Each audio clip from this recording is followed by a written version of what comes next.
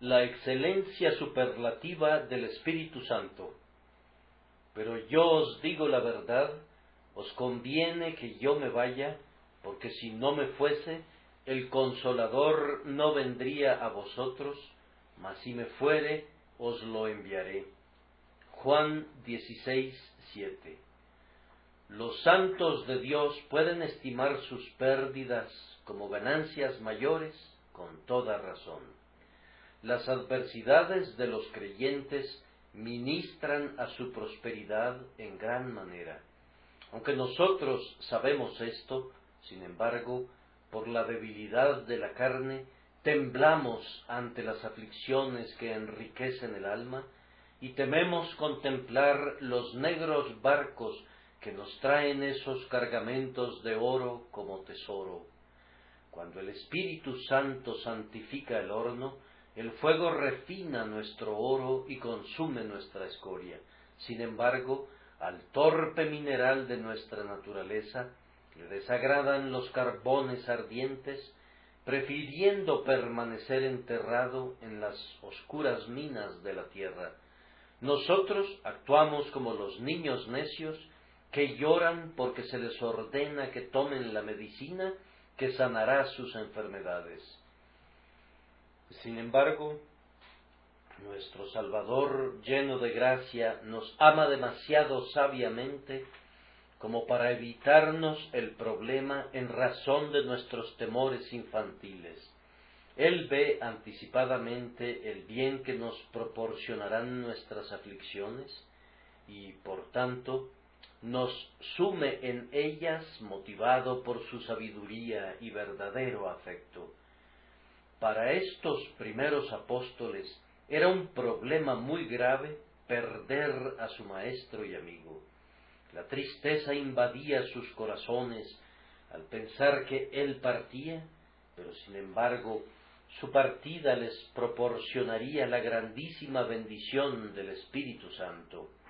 Por esta razón, ni sus súplicas ni sus lágrimas podían impedir la temida separación.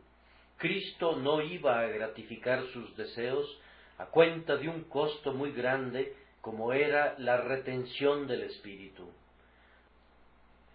A pesar de que los apóstoles se dolían tanto con esa prueba tan severa, Jesús no permanecería con ellos porque su partida era conveniente en grado sumo.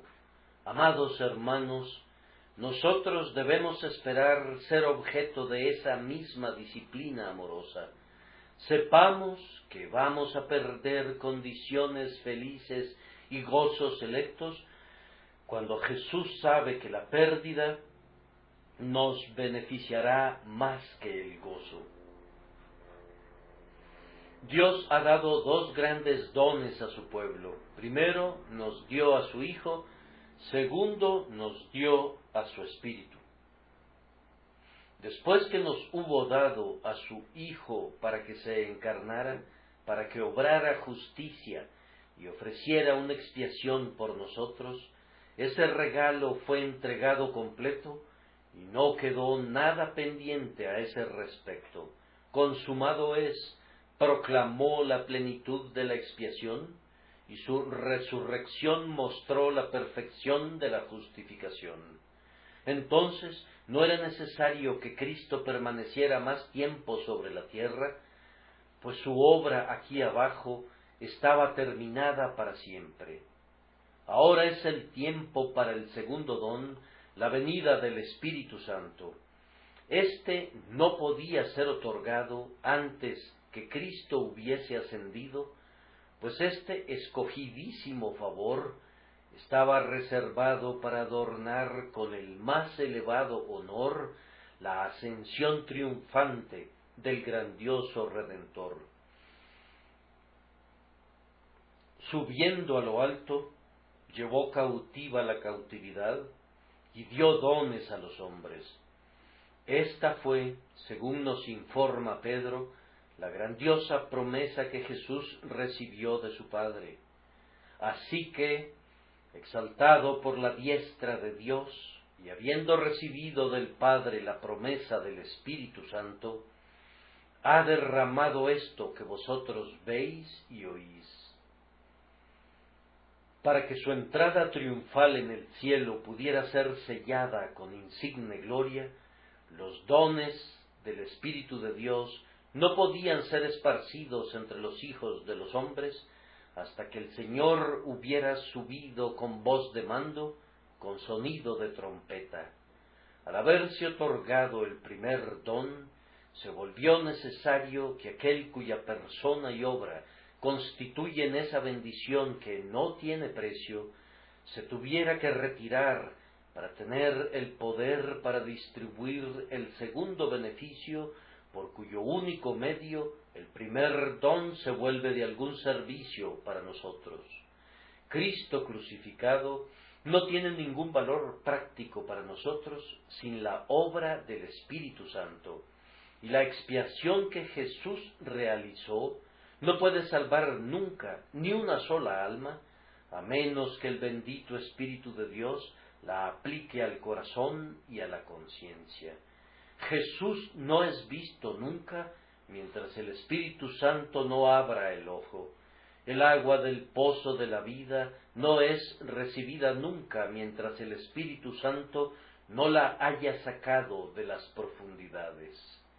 Como medicina que no es usada porque carece de una prescripción médica, como manjares que no han sido probados porque están fuera del alcance de las personas, como tesoro que no es valorado porque está escondido bajo tierra, así Jesús el Salvador es hasta que el Espíritu nos enseña a conocerlo y aplica su sangre a nuestras almas. Es para honrar al Espíritu Santo que yo deseo hablar esta mañana y, que la misma lengua de fuego que se asentó en otros tiempos sobre los apóstoles descanse ahora sobre el predicador y que la palabra venga con poder a nuestros corazones. Vamos a comenzar nuestro sermón comentando que la presencia corporal de Cristo debe haber sido sumamente preciosa. Únicamente quienes aman a Cristo pueden decir cuán preciosa es. El amor desea estar siempre con el objeto amado y su ausencia causa dolor. El significado pleno de la expresión "el dolor ha invadido su corazón" lo conocen únicamente quienes anticipan una dolorosa separación de esa clase. Jesús se había convertido en el gozo de sus ojos, en el sol de sus días, en la estrella de sus noches, como la esposa al regresar del campo. Ellos se apoyaban sobre su amado, eran como niños pequeñitos, y ahora que su Dios y Señor se iba, ellos se quedaban como huérfanos. Hacían bien en sentir mucha tristeza de corazón. Hay tanto amor, hay tanto dolor cuando el objeto del amor se va. Juzguen ustedes, hermanos míos, el gozo que la presencia corporal de Cristo nos daría esta mañana, y luego ustedes podrán decir cuán preciosa debe ser. ¿Acaso algunos de nosotros no hemos estado esperando por años la venida de Cristo? Hemos alzado nuestros ojos en la mañana y hemos dicho, tal vez Él vendrá hoy, y cuando el día ha concluido, hemos continuado nuestra espera en nuestras horas de insomnio, y nuestras esperanzas han sido renovadas cuando sale el sol otra vez. Nosotros lo esperamos con mucho anhelo de acuerdo a su promesa, y como hombres que aguardan a su Señor, estamos con nuestros lomos ceñidos esperando su aparición. Estamos esperando y nos apresuramos al día del Señor. Esta es la radiante esperanza que levanta el ánimo de los cristianos, la esperanza que el Salvador descenderá para reinar entre su pueblo gloriosamente. Supongan que Él se apareciera súbitamente en esta plataforma ahora. Imagínense cómo le aplaudiríamos. Vamos, el que fuere cojo ante el gozo de su advenimiento saltaría como una liebre y hasta el sordo podría cantar lleno de alegría. La presencia del Señor, ¡qué felicidad! Ven pronto, Señor Jesús. Debe ser realmente algo precioso gozar de la presencia corporal de Cristo. Piensen en la gran ventaja que sería en la instrucción de su pueblo. Ningún misterio podría confundirnos si lo refiriéramos todo a Él. Las disputas de la Iglesia cristiana pronto llegarían a su fin, pues Él nos diría, más allá de toda contienda, el significado de su palabra.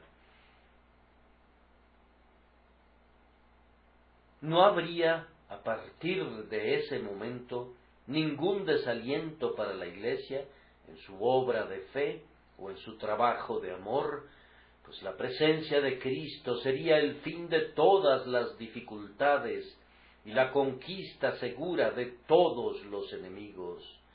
No tendríamos que dolernos, como lo hacemos ahora, de nuestro olvido de Jesús, pues podríamos verlo algunas veces, y una mirada a Él nos proporcionaría una buena provisión de gozo, de tal forma que, como el profeta de Horeb, podríamos aguantar 40 días con la fuerza de ese alimento.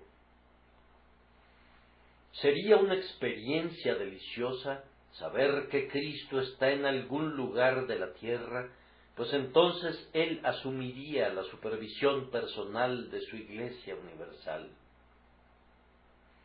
Él podría advertirnos de los apóstatas, podría rechazar a los hipócritas, consolaría a los débiles de mente y reprendería a los que yerran.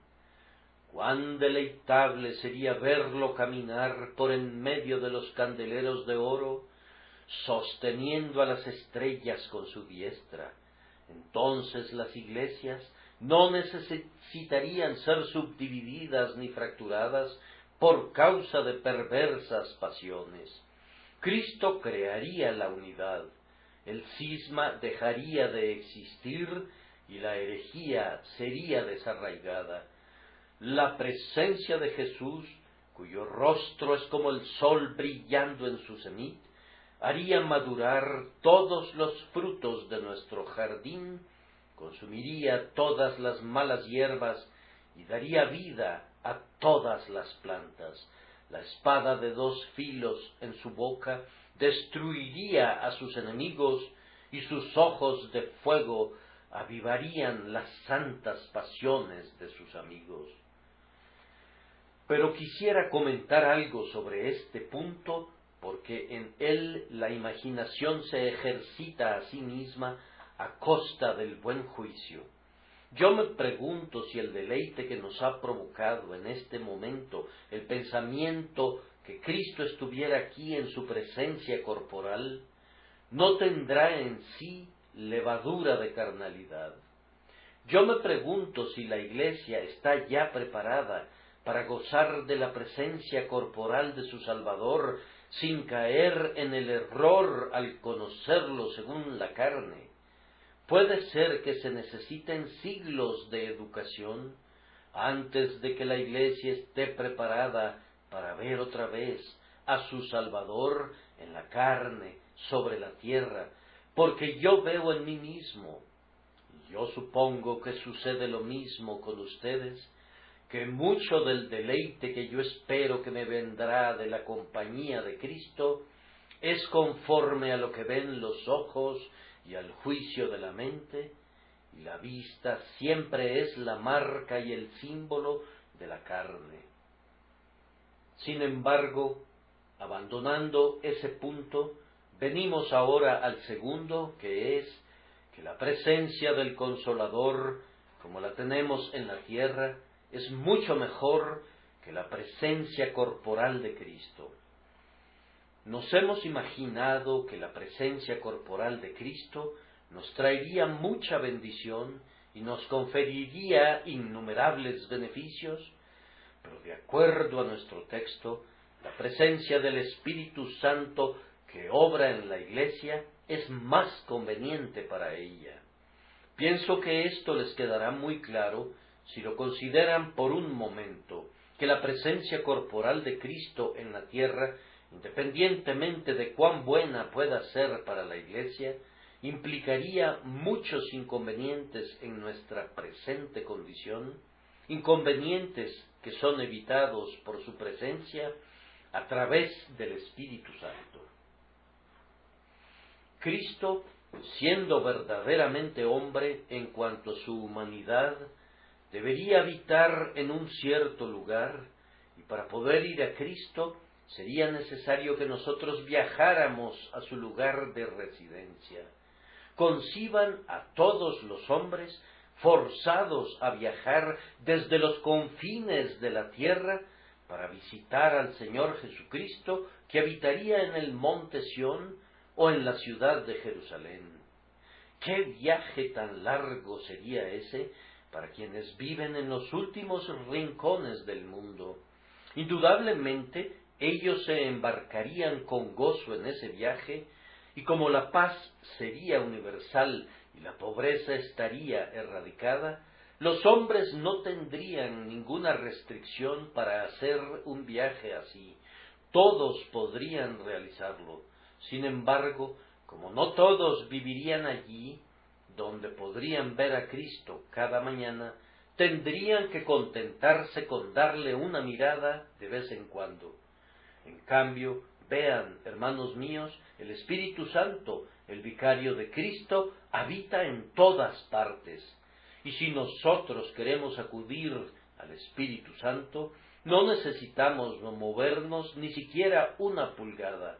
Lo podemos encontrar en el armario o podemos hablar con Él en las calles. Jesucristo, según la carne, no podría estar presente en esta congregación y a la vez estar en la iglesia vecina, y mucho menos estar presente en los Estados Unidos, o en Australia, o en Europa, o en África al mismo tiempo.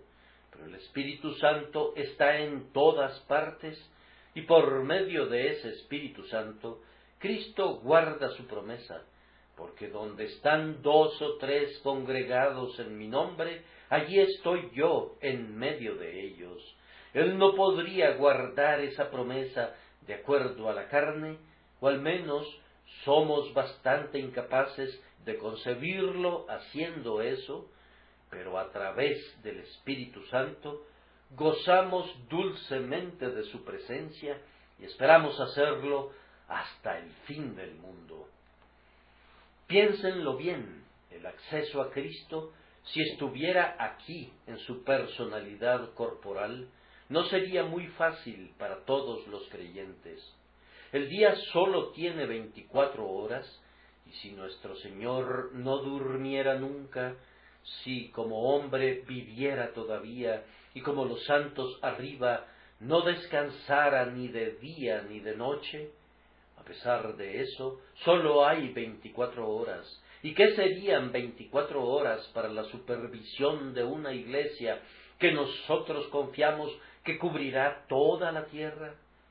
¿Cómo podrían 1.000 millones de creyentes recibir consuelo personal inmediato de sus labios o las sonrisas de su rostro? Aún en el momento presente hay varios millones de verdaderos santos en la tierra. ¿Qué podría ser un hombre mediante su presencia personal, aun si ese hombre fuera la deidad encarnada? ¿Qué podría hacer en un día para consuelo de todos estos? Vamos, no podríamos esperar que cada uno de nosotros lo viera cada día. No, escasamente podríamos esperar tener nuestro turno una vez al año. Pero, amados, ahora nosotros podemos ver a Jesús cada hora y cada momento de cada hora. las veces que ustedes doblen su rodilla, su espíritu que los representa puede tener comunión con ustedes y bendecirlos. No importa que sea a la medianoche que suba su clamor, o bajo la hoguera del ardiente mediodía, allí está el Espíritu esperando para derramar su gracia, y los suspiros y los clamores de ustedes ascienden hasta Cristo en el cielo y regresan con respuestas de paz. Tal vez a ustedes no se les ocurrieron estas dificultades al pensar de entrada en este tema, pero si reflexionan por un momento, verán que la presencia del Espíritu, evitando esa dificultad, da a cada santo un acceso a Cristo en todo momento, no sólo a unos cuantos favoritos, sino a cada creyente, hombre o mujer. El Espíritu Santo es accesible y así todo el cuerpo de los fieles puede gozar de una comunión presente y perpetua con Cristo. Debemos considerar además que la presencia de Cristo en la carne, sobre la tierra, por cualquier otro propósito diferente al determinar la presente dispensación, implicaría otra dificultad. Por supuesto, cada palabra que Cristo hubiera hablado desde el tiempo de los apóstoles hasta ahora, habría sido inspirada, y siendo inspirada, habría sido una lástima que cayera en la tierra. Por tanto, escribas sumamente ocupados estarían anotando siempre las palabras de Cristo, y, hermanos míos, si en el corto curso de 3 años nuestro Salvador se las arregló para hacer y decir tanto, que uno de los evangelistas nos informa que si se hubiera escrito todo, el mundo mismo no habría podido albergar los libros que se habrían escrito, yo les pido que se imaginen qué tremenda cantidad de literatura habría adquirido la Iglesia cristiana si hubiera preservado las palabras de Cristo a través de estos 1864 años. Con toda certeza no habríamos tenido la palabra de Dios en la forma simple y compacta de una Biblia de bolsillo. Más bien, habría consistido en innumerables volúmenes de dichos y hechos del Señor Jesucristo. Únicamente el estudioso, no, ni siquiera el estudioso habría podido leer todas las enseñanzas del Señor, y el pobre y el ignorante estarían siempre en una terrible desventaja. Pero ahora tenemos un libro que está terminado dentro de un alcance más bien reducido y al que no se le debe agregar ni una sola línea.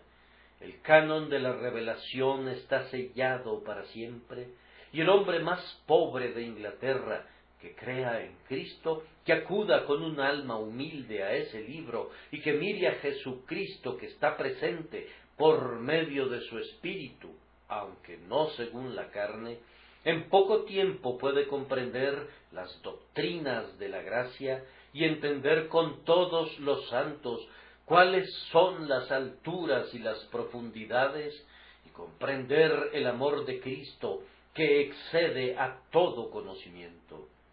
Por tanto, entonces, debido a la inconveniencia, aunque la presencia corporal de Cristo pueda ser muy preciosa, es infinitamente mejor para el bien de la Iglesia que hasta el día de su gloria Cristo esté presente por su Espíritu y no en la carne.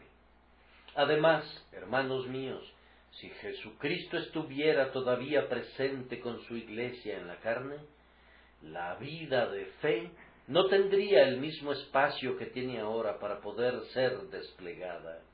Mientras hayan más cosas visibles para el ojo, habrá menos espacio para la fe.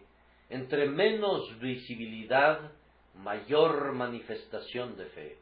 La Iglesia católica, que ya tiene suficiente poca fe, suministra todo lo que puede para obrar en los sentidos.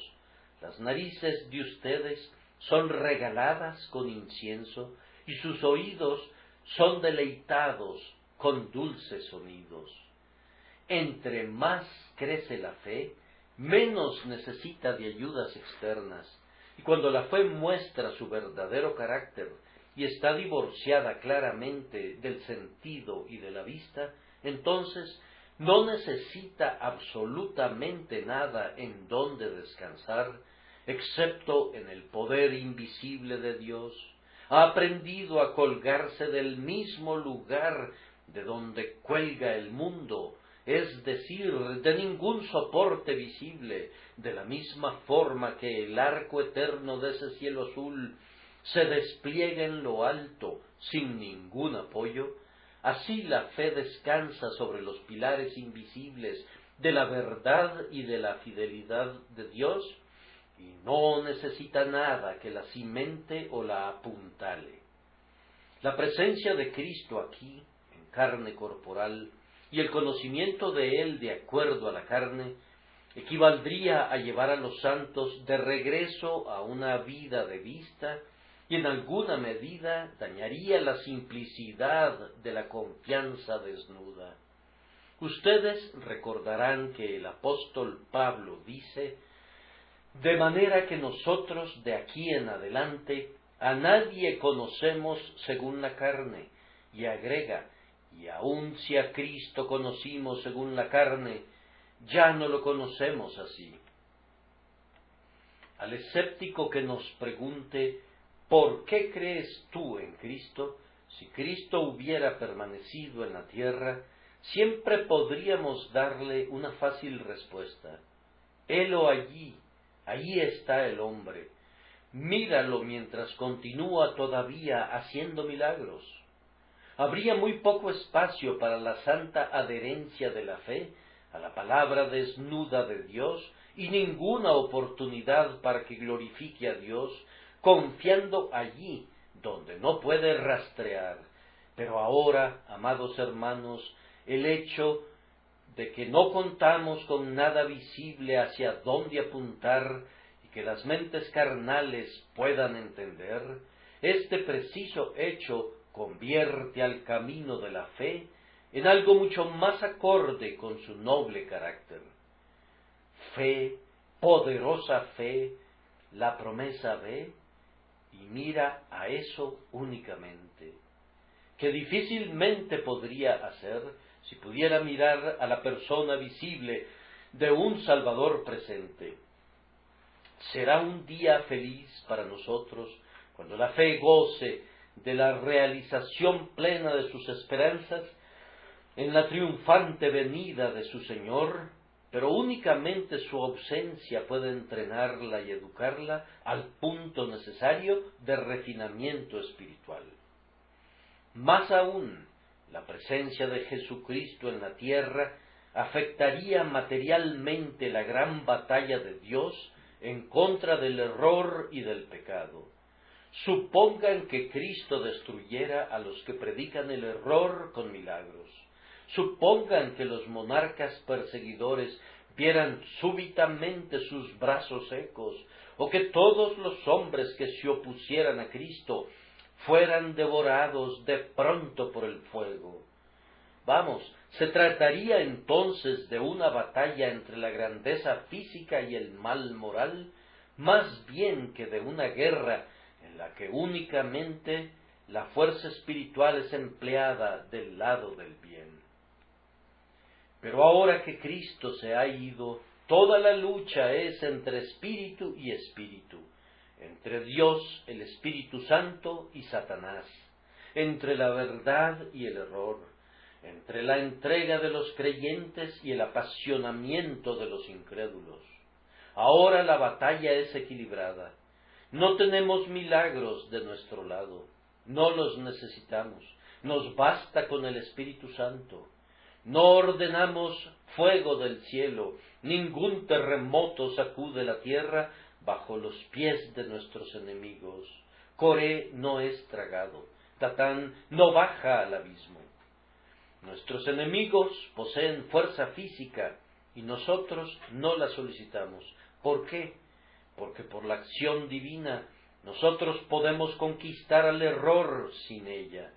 En el nombre del Santo de Israel, en cuya causa nos hemos alistado, por su poder somos suficientes sin necesidad de milagros o señales o maravillas.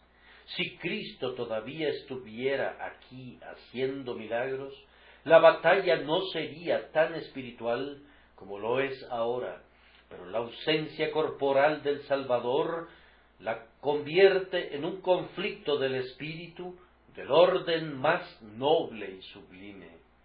Además, queridos amigos, el Espíritu Santo es más valioso para la Iglesia en su presente estado militante que lo que pudiera ser la presencia corporal de Cristo, pues Cristo debe estar aquí en una de dos maneras.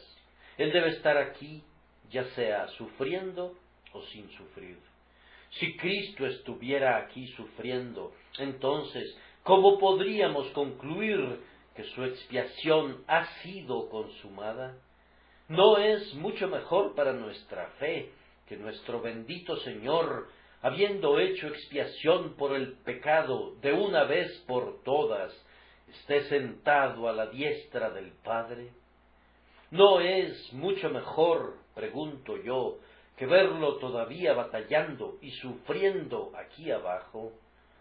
Oh, pero, dirá alguno, tal vez no sufriría.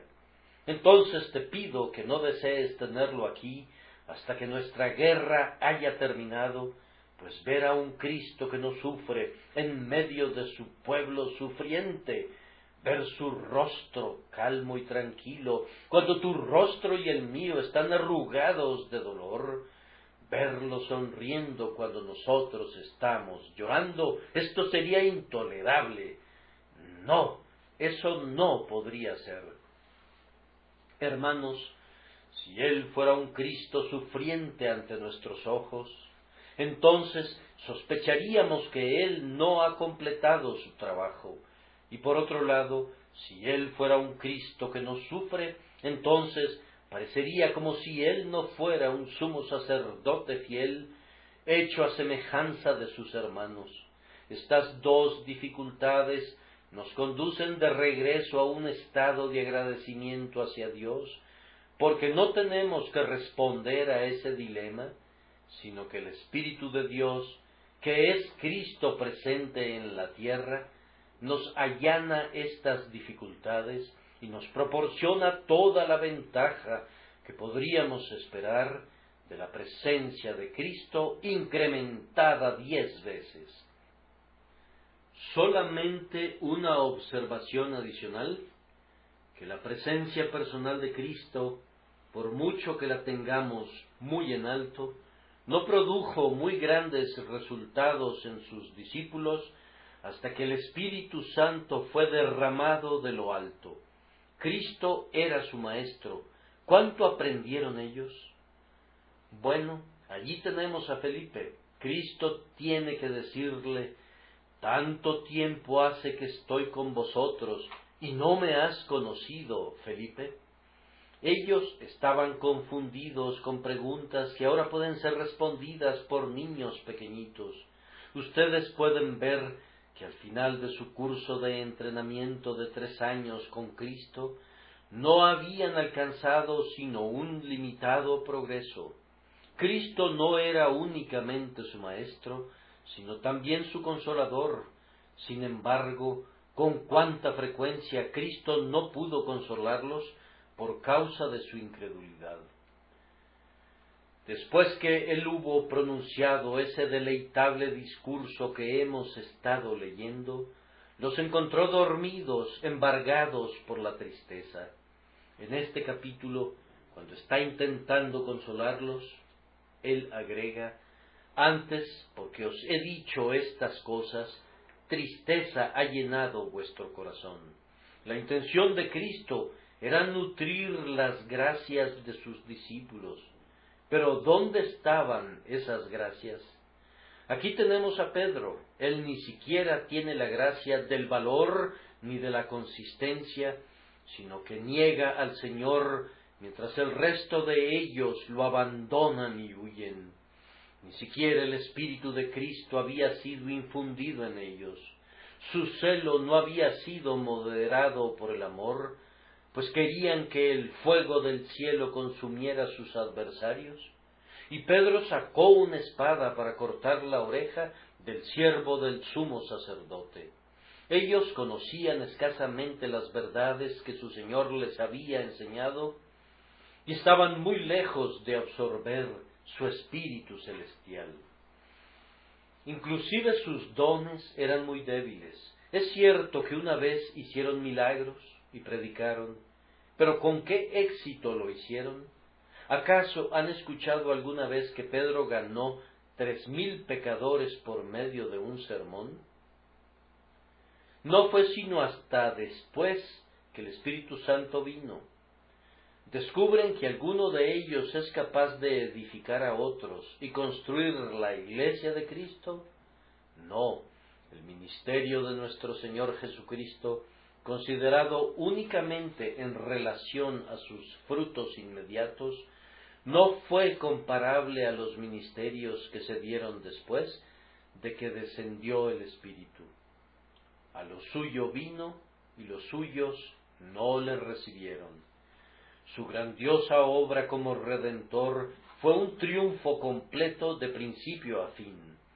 Pero como Maestro, puesto que el Espíritu de Dios estaba únicamente sobre él y no sobre el pueblo, sus palabras fueron rechazadas, sus súplicas fueron despreciadas, sus advertencias no fueron escuchadas por la gran multitud de personas.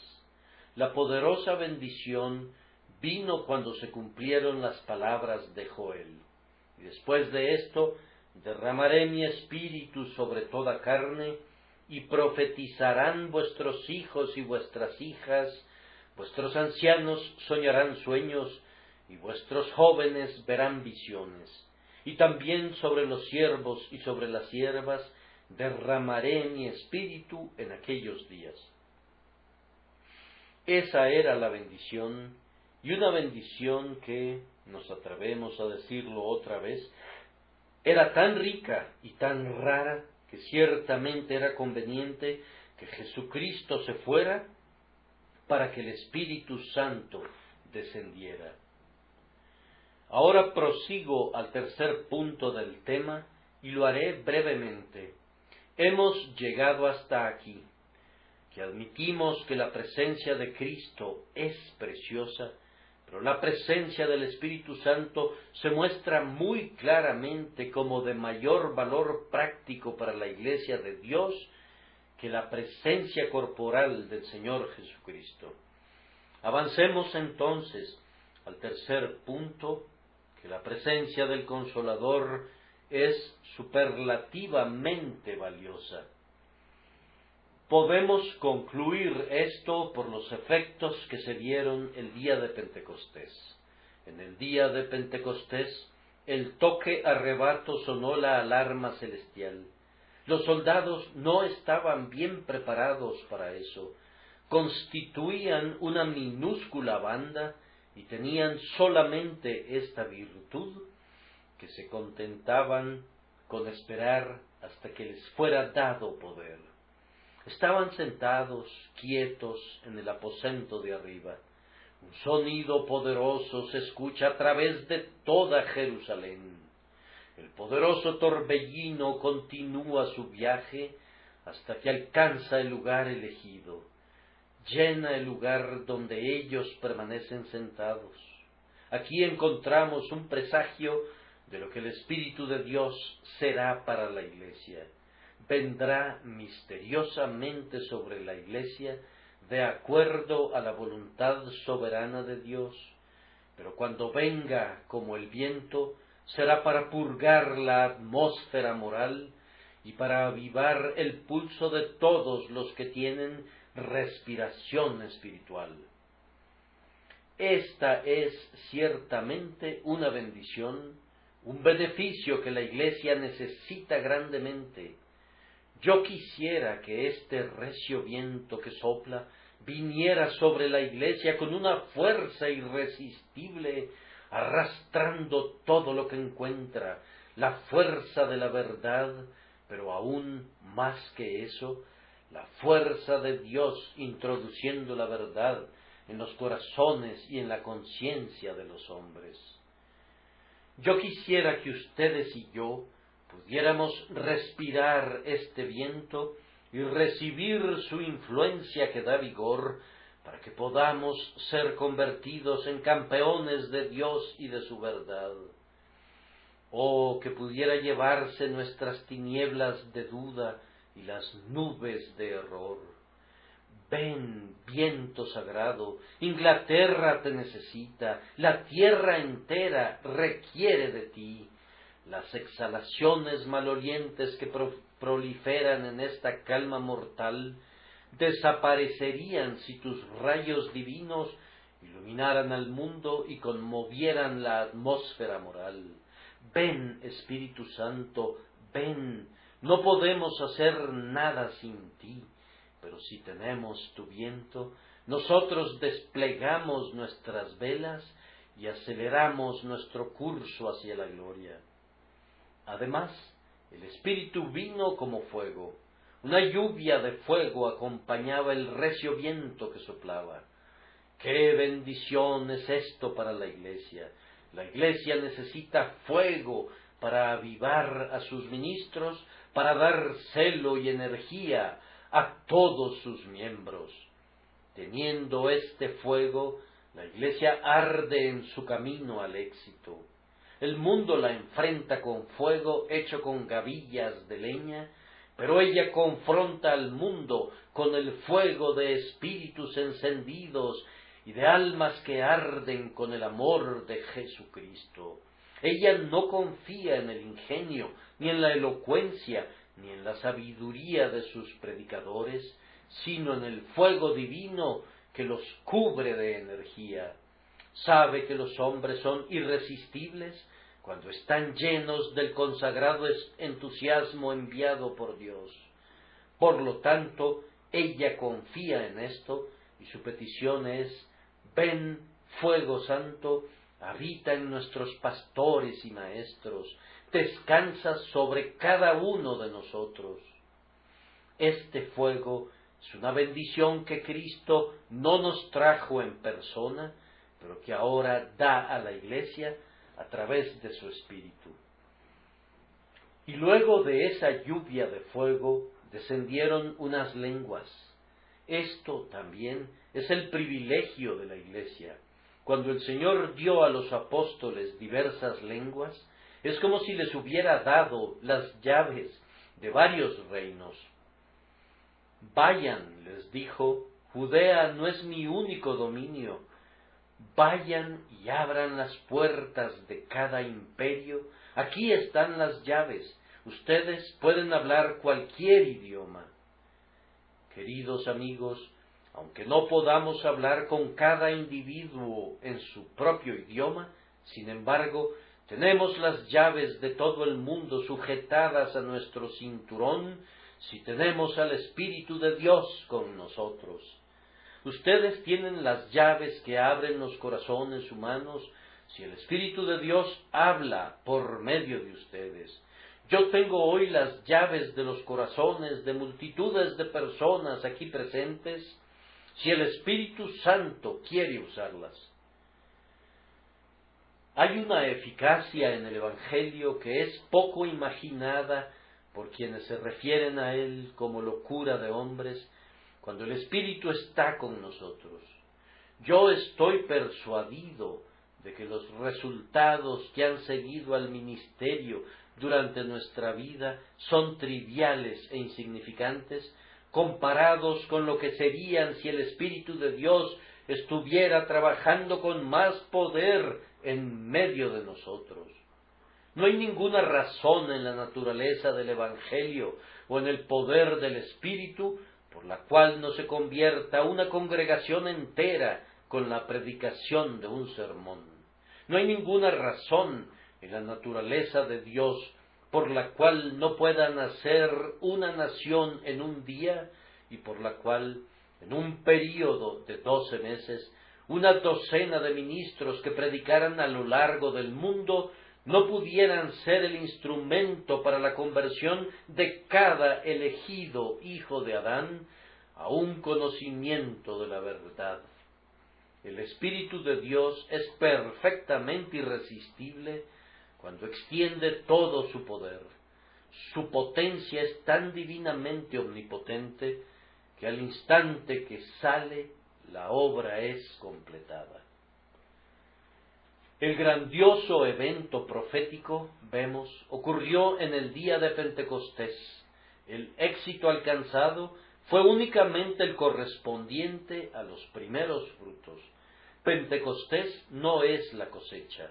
Hemos estado acostumbrados a ver a Pentecostés como un despliegue grande y maravilloso del poder divino, que no podrá ser igualado en los tiempos modernos.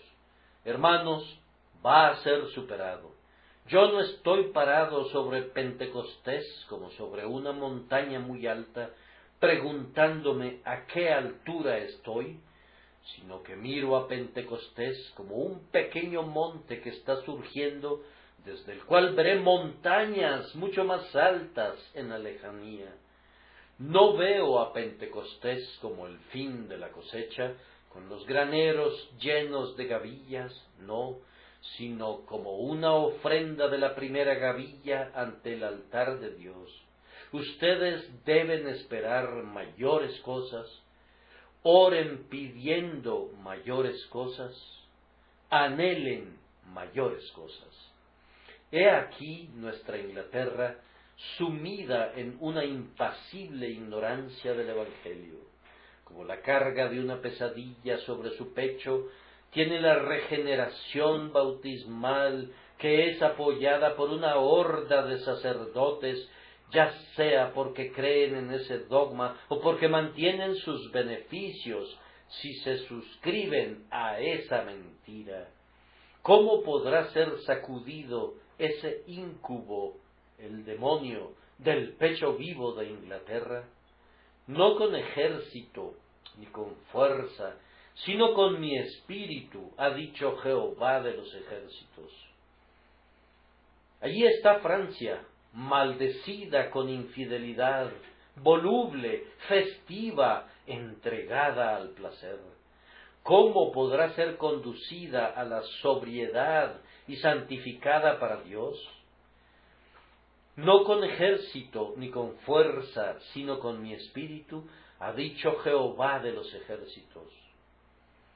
Por allá está Alemania, con su escepticismo metafísico, su medio catolicismo, es decir, el luteranismo, y su abundante entrega al Papa.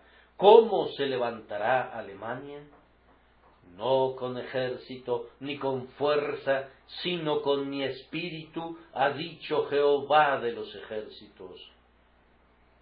Lejos, allá en Italia, se asienta la vieja Roma, la ramera de las 7 colinas, que todavía reina triunfante en su trono sobre una gran parte de la tierra. ¿Cómo podrá morir? ¿Dónde está la espada que encontrará su corazón? No con ejército ni con fuerza, sino con mi espíritu, ha dicho Jehová de los ejércitos. Entonces, la única cosa que necesitamos es el Espíritu de Dios. No digan que necesitamos dinero. Lo tendremos muy pronto cuando el Espíritu toque los corazones de los hombres. No digan que necesitamos edificios, iglesias, construcciones. Todo esto puede servir de ayuda, pero la principal necesidad de la iglesia es el Espíritu, y hombres en los que el Espíritu pueda ser derramado.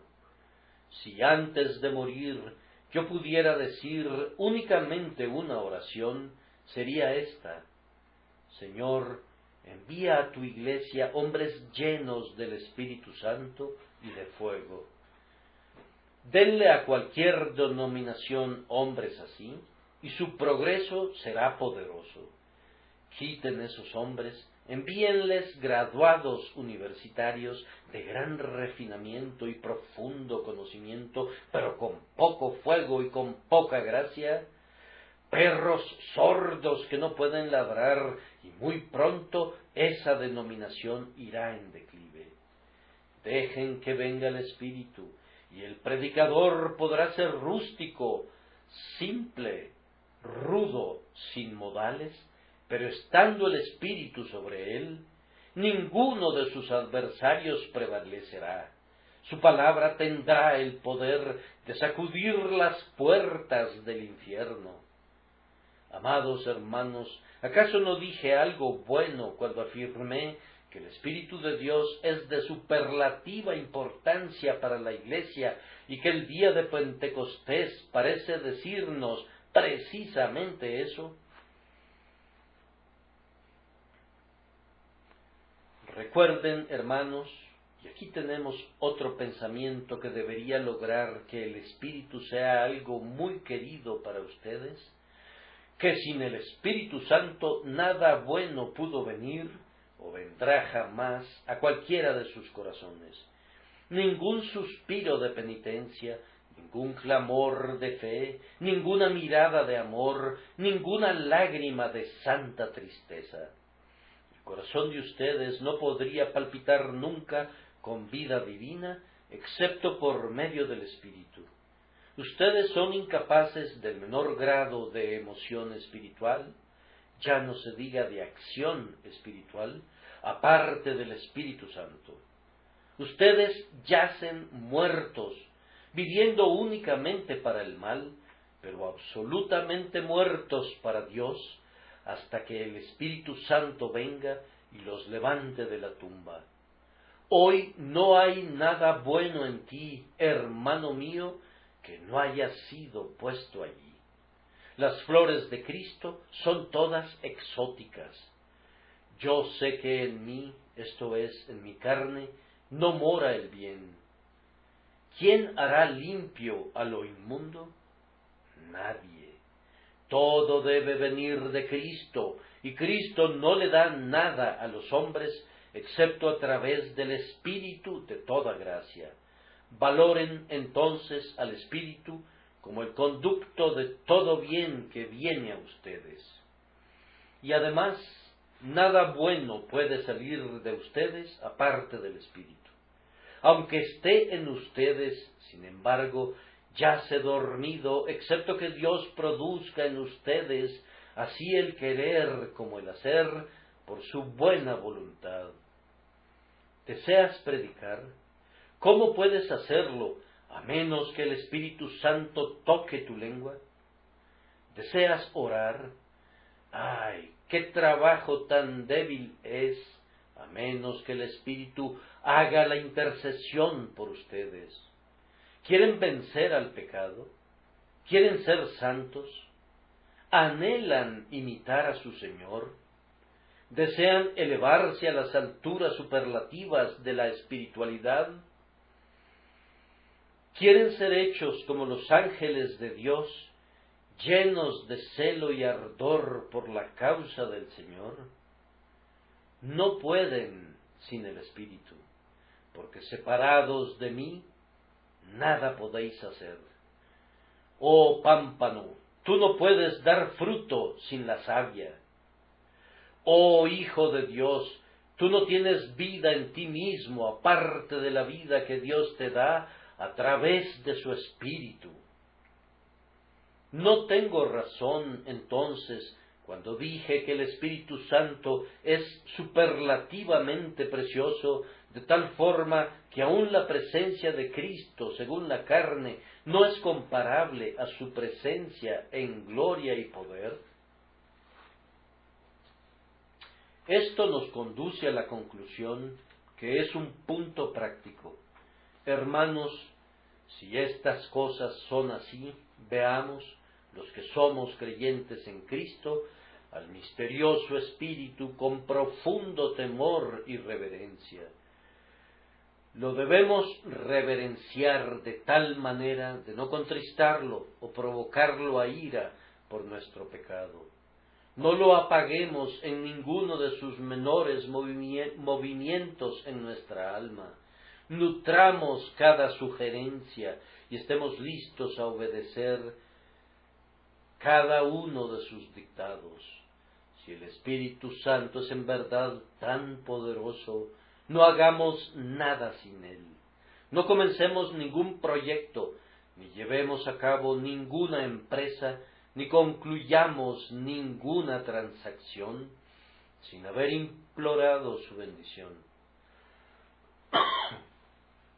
Démosle el debido homenaje de sentir nuestra entera debilidad aparte de él, y luego depender únicamente de él, siendo esta nuestra oración: abre tú mi corazón y todo mi ser a tu venida, y sosténme con tu espíritu libre cuando haya recibido ese espíritu dentro de mí.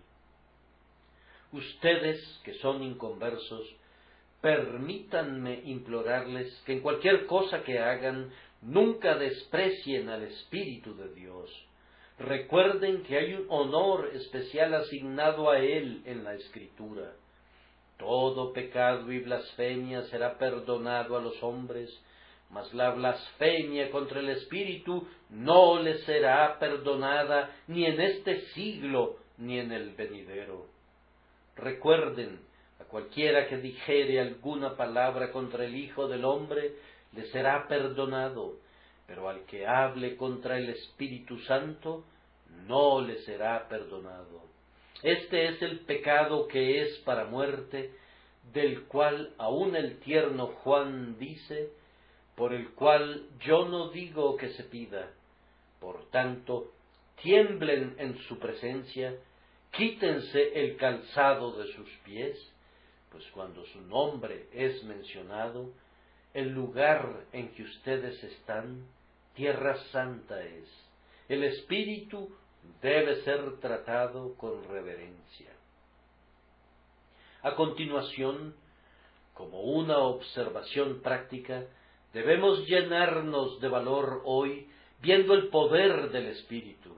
Hermanos, nosotros sabemos que como un cuerpo de hombres que buscan adherirse estrechamente a la Escritura y practicar las ordenanzas y sostener las doctrinas según las recibimos del propio Señor, no somos sino pobres y despreciados, y cuando miramos a los grandes de la tierra, los vemos del lado de lo falso y no de lo verdadero. ¿Dónde están los reyes y los nobles?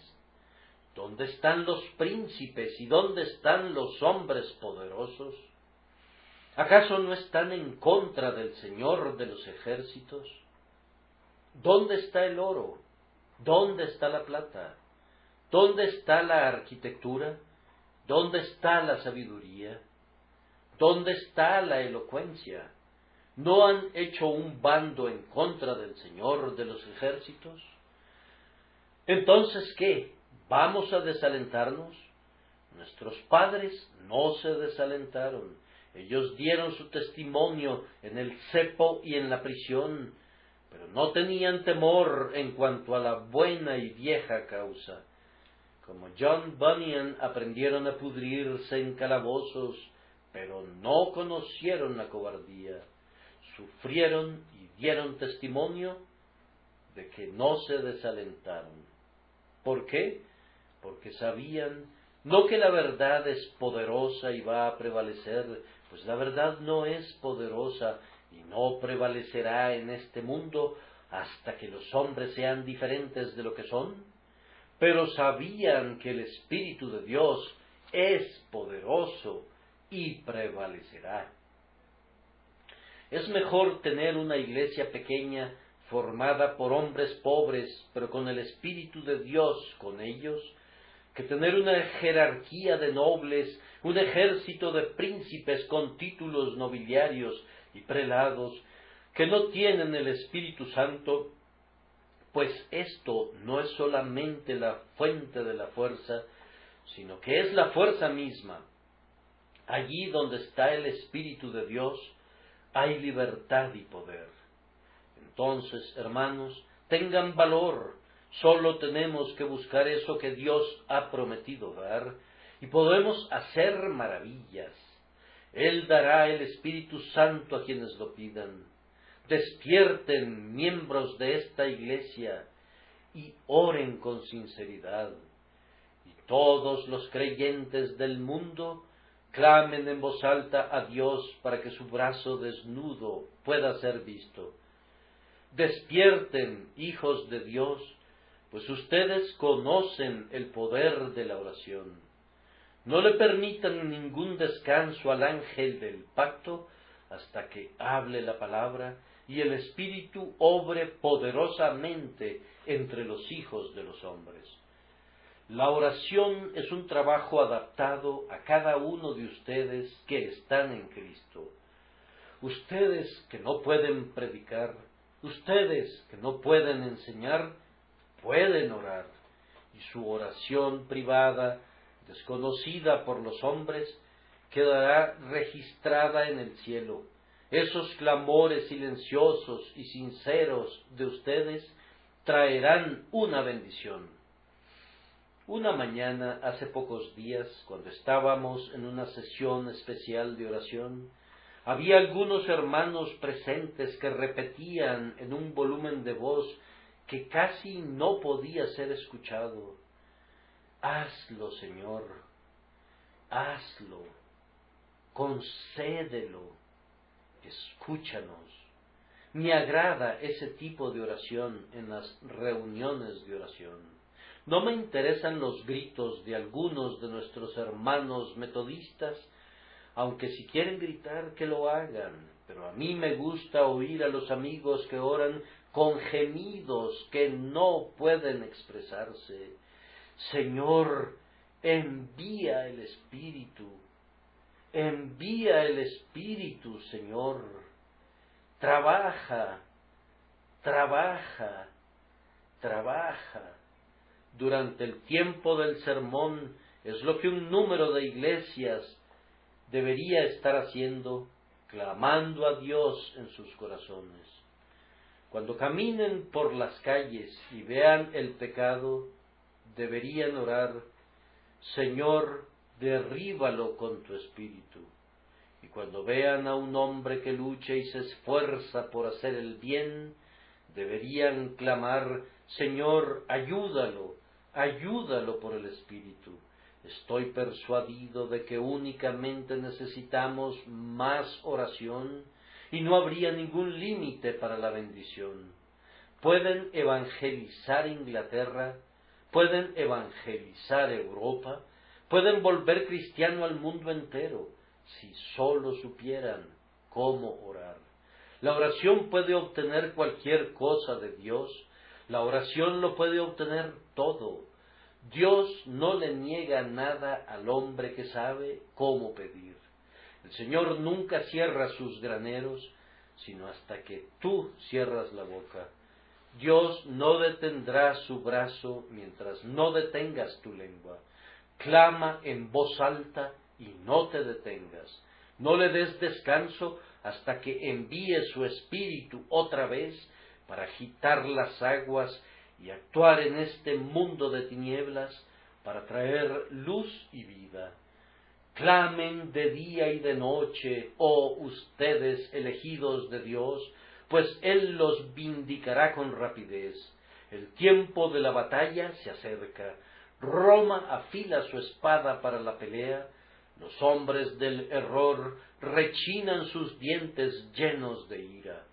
Por la espada del Señor y de Gedeón, por el viejo poder y la majestad de los días antiguos, por el derrumbe de los muros de Jericó, aunque no tengamos mejores armas que los cuernos de carnero, por echar fuera a los paganos y por el establecimiento del Israel de Dios en la tierra, por la venida del Espíritu Santo con tal fuerza y poder, que así como el diluvio de Noé cubrió las cimas de las montañas, el diluvio de la gloria de Jehová cubra las cumbres del pecado y de la iniquidad, y el mundo entero sea gobernado por el Señor Dios omnipotente. Ustedes que no tienen el Espíritu, oren por él. Que el Señor los impulse a orar en este día. Pecadores inconversos, que el Espíritu les dé fe. Recuerden que el Espíritu Santo les dice que confíen en Cristo. Si honran al Espíritu Santo, confíen en Cristo.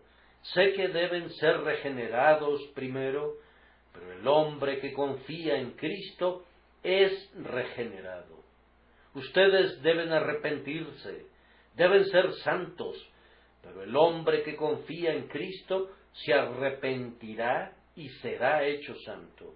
Los embriones del arrepentimiento y de la santidad ya están en él. Pecador, confía en Cristo. El Espíritu Santo manda que confíes en él hoy, que él te conduzca a confiar en Cristo, y él tendrá la gloria por siempre. Amén.